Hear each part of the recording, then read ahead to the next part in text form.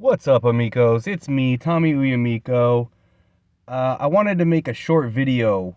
What is the reason I think Amico is a scam in 2023? The whole story. I can't explain the whole story to you. There's a lot to look up. There's a lot of reasons people think Amico is a scam. But I see there's a lot of new people looking at this sort of thing, so I wanted to go over the core reasons why Amico is a scam or was a scam. Okay, as far as you can legally define it, and as far as we have evidence and proof for. The first thing is that it was a scam on the government. They used government funding from Germany, Bavaria with Hans Zippich, as well as Utah and other places. There was government funding to make the Amico, and within what they proposed to the government included the Karma engine as a patent or patent pending. We've seen people try to defend this as, well, anything is patent pending. But we have the video evidence of Tommy Tallarico saying, no, the Karma engine is just some bullshit we made up. You can't present the government with files and forms that say this is a patent pending thing that we built and are working towards when it's just some bullshit you made up. That doesn't work. That's fraud. That needs to be brought out and investigated. You guys defrauded the government for money, saying you had a patent on something that was just a method. It wasn't even patentable. Patentable. How would you say that, right? It was just a method. It was rubber banding. It was what we've seen in all games for a long time, from NBA Jam to Mario Kart. The second issue with Amico and fraud stuff, scam stuff, goes against people that were watching and invested from Neil Patel and Tika Tiwari, which in the presentation for the Fig Republic investment, Tommy Tallarico himself represented that Jay Allard was still working at the company. We had Jay Allard and Kara Acker claimed to be working for the company when Jay Allard had publicly stepped down, publicly said it wasn't a good fit, and took Intellivision Amico off of his LinkedIn. It was after that that Tommy Tallarico and Neil Patel tricked investors into saying that he was a huge part of the team and that he was still working there, that you were investing in a company that had Jay Allard working there. That is fraud. That is a scam. That is totally not okay to do. People deserve their money back over that stuff, as far as I'm concerned, my opinion. That's one of them. Those are your two biggest reasons, okay? If you needed to nail a reason down why Amico was a scam or why Amico was a fraud, it's those. They defrauded the government by pretending they had a patent on something that was not patentable, okay? It was just an idea. It was just some BS.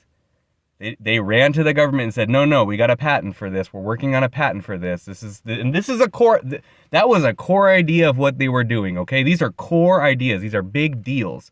Jay Allard was the guy who made Xbox happen. So you're talking about the only successful American video game console that's ever been launched was the Xbox. And you're talking about, oh no, we got number 2.